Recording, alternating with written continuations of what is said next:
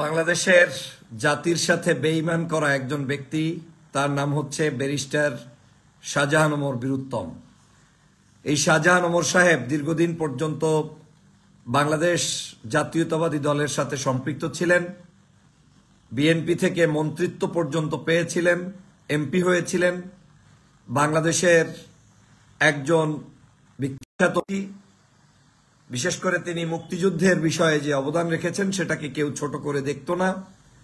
কিন্তু ২৪-এর মুক্তিযুদ্ধের আগে এই শাহজাহান ওমর সাহেব তিনি জাতির সাথে বেইমানি করে যে কয়জন ব্যক্তি আওয়ামী লীগের সাথে আতাত করে এমপি হয়েছেন, বিএনপি থেকে ৪ জন নেতা এখন পর্যন্ত বিভিন্নভাবে সুবিধাভোগী ব্যক্তিরা আওয়ামী লীগের সাথে আতাত করেছিলেন, তার মধ্যে অন্যতম এই শাহজাহান ওমর।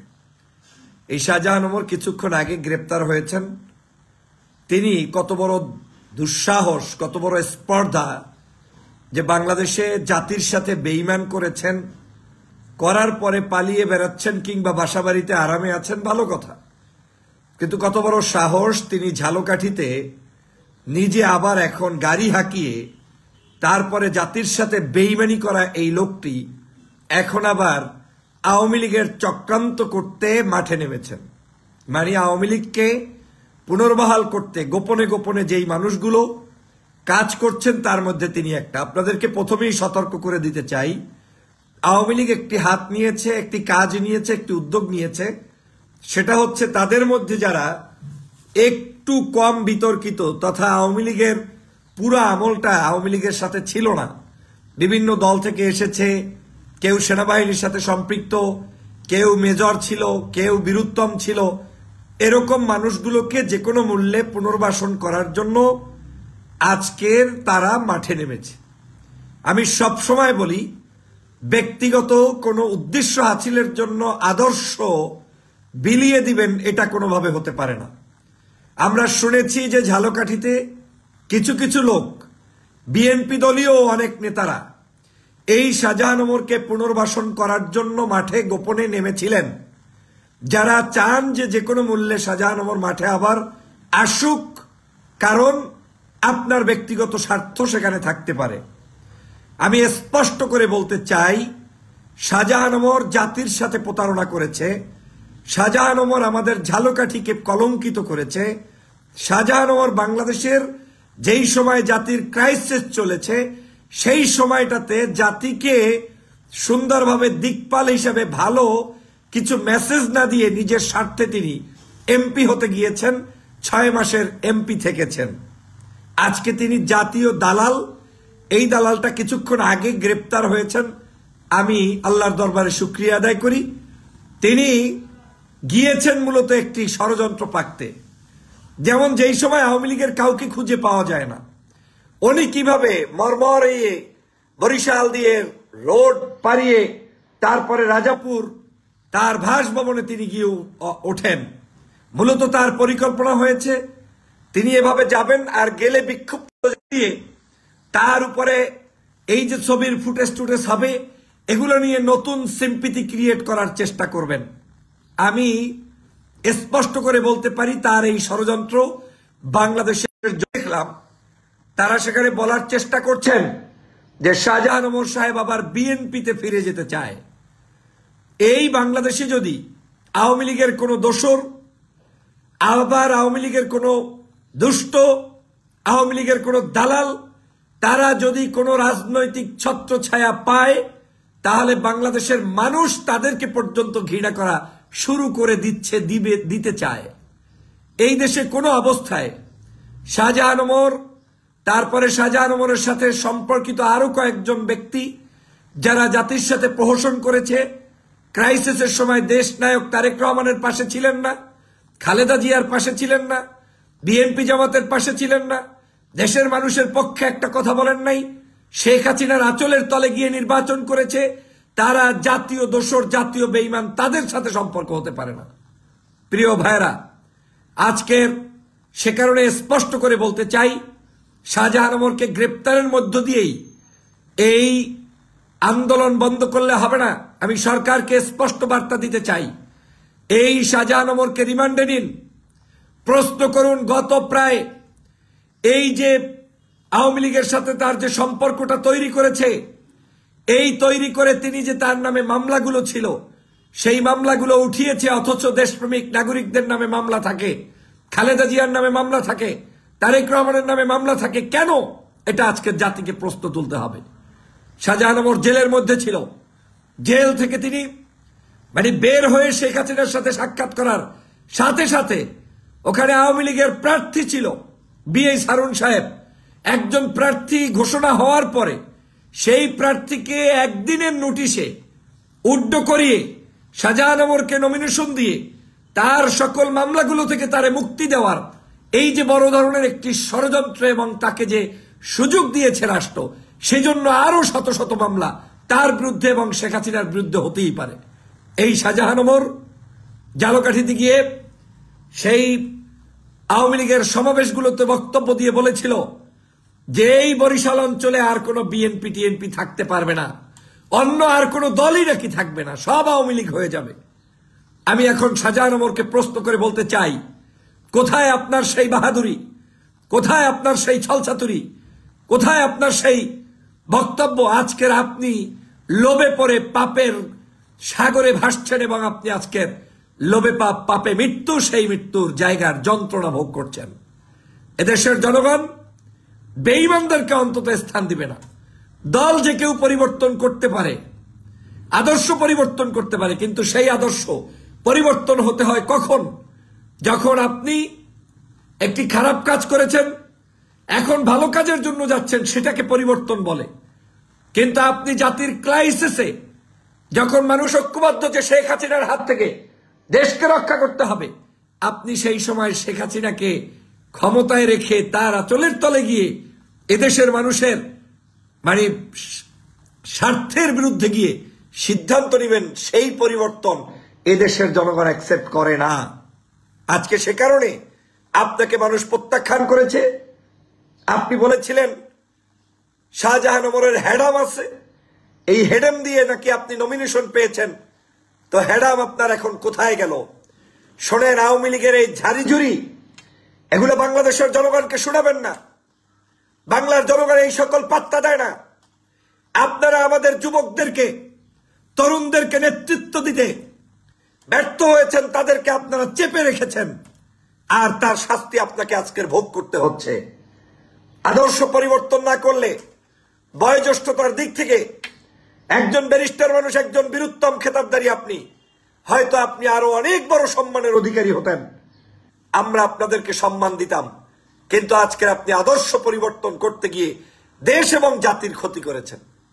অনেকে ভাবতে পারেন ওনার মতো লোক কি ক্ষতি করেছে। এই জাতীয় পার্টি আজকে আপনার কাছে একটা পিপিলিকার সমান না, কিন্তু এই জাতীয় পার্টি কিভাবে ক্ষতি করেছে বলেন? আজকে যদি সেই সময় জাতীয় পার্টি নির্বাচনে না যাইতো, অন্য দলগুলো না যাইতো, তাহলে এই যে 2000 মানুষ শহীদ হয়েছে, এই শহীদ হওয়া লাগতো না। জানুয়ারিতেই শেখ হাসিনা ভেগা জায়গা দিয়ে পড়তো যে কেউ নেই আমার সাথে, তো নির্বাচনই করতে পারতো না। আর এই শাহজাহান ওমররা সেখানে গিয়েছে, নির্বাচন করেছে, তার মানে তারা ওই জায়গার দোষর। সে কারণে বলছি, তারা এই প্রত্যেকটি খুনের মামলার আসামি হওয়া উচিত। প্রিয় সহযোদ্ধা ভাইরা, যারা আজকের এই শাহজাহান ওমরকে পুনঃপ্রতিষ্ঠিত করতে চান, মনে করতে হবে আপনি আদর্শিকভাবে দেশের মানুষের চিন্তা চেতনার রাজনীতি করেন না। আপনি ব্যক্তি আদর্শ, ব্যক্তিগত চিন্তার কারণে কিংবা ব্যক্তিগত স্বার্থ সিদ্ধির জন্য আপনি তাকে পুনর্বাসন করতে চান। আমি স্পষ্ট বার্তা দিয়ে বলতে চাই, শাহজাহান ওমর যে অন্যায় করেছে, এই অন্যায়ের জন্য তার চূড়ান্ত জায়গা হচ্ছে জেল। মৃত্যুর এক পর্যন্ত তার জেলেই থাকা উচিত। এই ধরনের বেঈমানদের জেলের বাহিরে রাখাটাও আজকে জাতির জন্য চরম কলঙ্কজনক, আজকে জাতির জন্য চরমভাবে একটি অসম্মানজনক। প্রিয় ভাইরা, আজকের সে কারণে বলছি, শাহজাহান ওমর সাহেব আমার অঞ্চলে গিয়ে এখন ষড়যন্ত্র শুরু করেছে। নিজেই নিজের গাড়িগুড়ি ভাঙবে, নিজেই তার লোকজনকে দিয়ে বিভিন্ন ধরনের ষড়যন্ত্র করবে, কিন্তু একটা সময় গিয়ে আবার এটা নিয়ে সিম্পিটি ক্রিয়েট করবে। এবং আমি বলেছি বারবার যে বাংলাদেশে আওয়ামী লীগকে কোনো নির্বাচনে আসতে দেওয়া যাবে না। এরা নির্বাচনে আসলে এই খুনিরাই আপনার চোখের সামনে মিছিল করবে, এই খুনিরাই আপনার চোখের সামনে আবার পোস্টার নিয়ে নিয়ে নৌকা মার্কার স্লোগান তুলবে। সেটা এদেশের জনগণ দেখতে চায় না, সেটা এদেশের জনগণ হতে দিবে না। অতএব কোনো খুনির সাথে কোনো নির্বাচন করব না। আমি এই শাহজাহান ওমরের সাথে নির্বাচন করব না। কেন আমি তার সাথে প্রতিদ্বন্দ্বিতা করব? যেই শাহজাহান ওমর আজকের বাংলাদেশের জাতির সাথে বেইমানি করেছেন, এই সকল বেইমানদেরকে নির্বাচন থেকে বয়কট করতে হবে, সে যে দলেরই হোক। যদি তাকে ভুল করে কোনো কারণে আবার যদি এই দল চয়েস করে, তাহলে জনগণ কিন্তু সেই ভোটের মাঠে উচিত শিক্ষা দিয়ে দিবে। আমার বিশ্বাস এই দলের এত ঠেকা পড়ে নাই যে ওনাকে আনবে, কিন্তু আমি কিছু কিছু মানুষের আস্ফালন দেখে মনে হচ্ছে যে আবার নতুন ষড়যন্ত্র কেউ না কেউ শুরু করে দিয়েছেন। অতএব শাহজাহান ওমরের কোনো ক্ষমা নেই, এই যে শমশের মুবিনের কোনো ক্ষমা নেই, এই যে নারায়ণগঞ্জের কি নাম মেয়র, তাদের কোনো ক্ষমা নেই। এইভাবে করে যারা যারা আজকের সেই সময় আমাদের দেশের সাথে বেইমানি করেছে, জাতির সাথে প্রতারণা করেছে, খালেদা জিয়ার মতো একজন বয়োবৃদ্ধ মানুষকে জেলের মধ্যে রেখে, তারেক রহমানের মতো একজন নেতাকে বিদেশে রেখে, তারপরে যারা নিজের স্বার্থে হালুয়া রুটি খাইতে আওয়ামী লীগের আঁচলের তলে যাইতে পারে, তারা আর যাই হোক দেশপ্রেমিক হতে পারে না।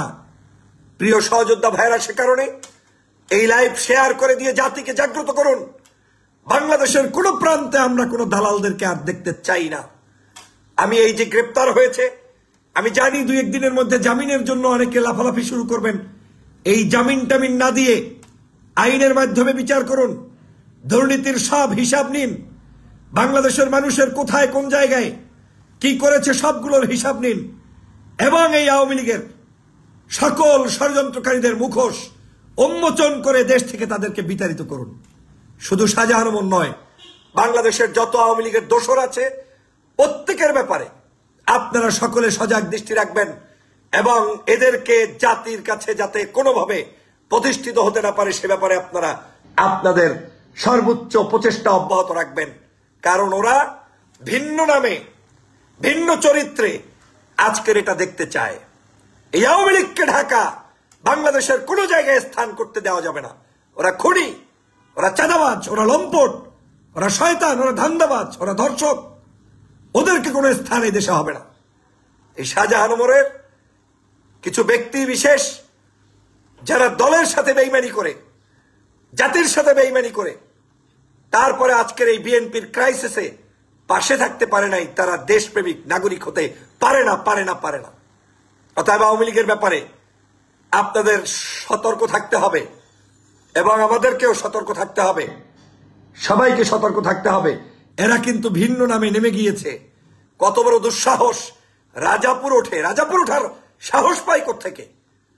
আজকে আপনি বেইমানি না করলে বীরের মতো থাকতেন, জালুকাঠিতে থাকতেন, হাজার হাজার মানুষ আপনাকে সংবর্ধিত করত, আমরাও সংবর্ধিত করতাম।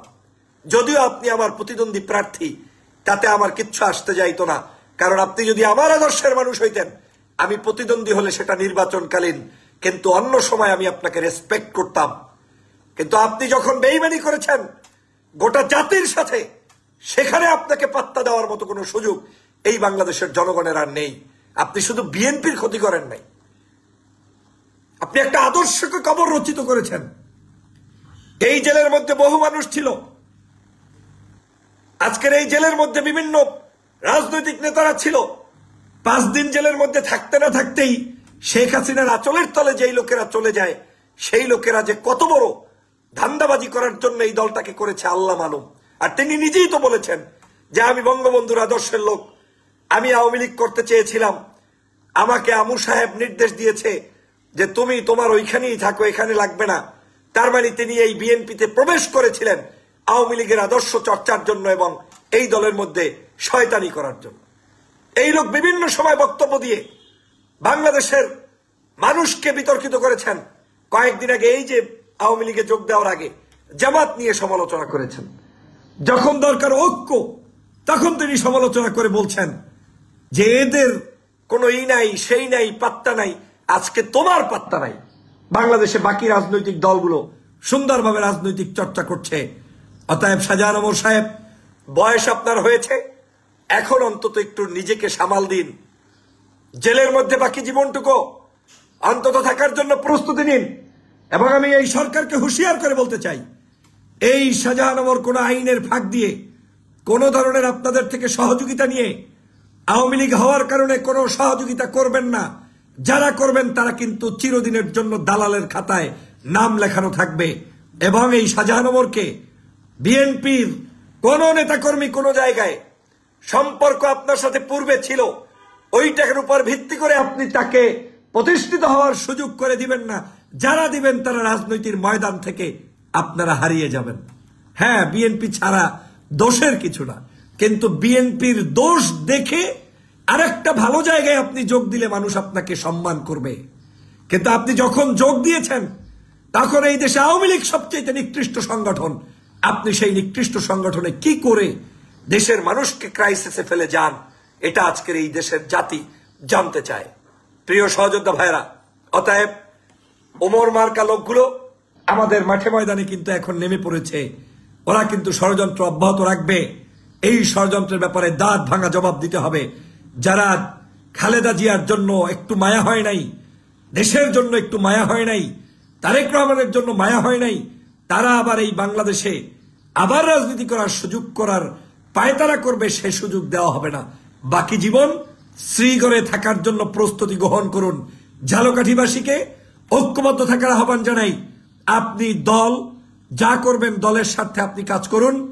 আপনার চূড়ান্ত নমিনেশন যে পাবে আপনি তার জন্য হয়ে কাজ করবেন। আমি বারবার বলি, বিএনপির ভাইদেরকে বিশেষ করে উল্লেখ করে বলতে চাই, দল করবেন এই জিয়া পরিবারের দেশনেত্রী বেগম খালেদা জিয়া তারেক রহমানের বাহিরে এইখানে অন্য কারো সমর্থন করতে গিয়ে আদর্শ বিচ্যুত হবেন না। যদি সেটা হন তাহলে আপনি ভুল করবেন। যে ব্যক্তি নমিনেশন পাবে, এটাই তো একটা রাজনীতির সৌন্দর্যতা। আজকে যদি আমি নমিনেশন পাই আপনি আমার কাজ করবেন, না পেলে আপনি যার তার করবেন। আমি যদি ভিন্ন আদর্শ পোষণ করি আপনি তখন তার পক্ষে কিংবা বিপক্ষে যাবেন। কিন্তু এই জায়গায় আওয়ামী লীগকে কোনো পুনর্বাসন হতে দিবেন না, এটা আপনার শপথ থাকতে হবে। যদি আওয়ামী লীগকে পুনর্বাসন করে দেন তাহলে আপনার এই যে সারা বাংলাদেশের যে ক্ষতিটা তারা করেছে, এই ক্ষতিটা আমরা পুষিয়ে উঠতে পারবো না। প্রিয় সহযোদ্ধা ভাইয়েরা, সবাই ভালো থাকবেন, সুস্থ থাকবেন। শাহজাহান ওমরের দ্রুত একেবারে যতগুলো মামলা ছিল পূর্বের সব মামলাগুলো পুনরুজ্জীবিত করে তাকে দ্রুত আইনের আওতায় এনে বিচার করে জাতির সামনে একেবারে উপস্থাপন করুন। বেঈমানদের জায়গা বাংলার জমিনে হবে না। সবাই ভালো থাকবেন, সুস্থ থাকবেন।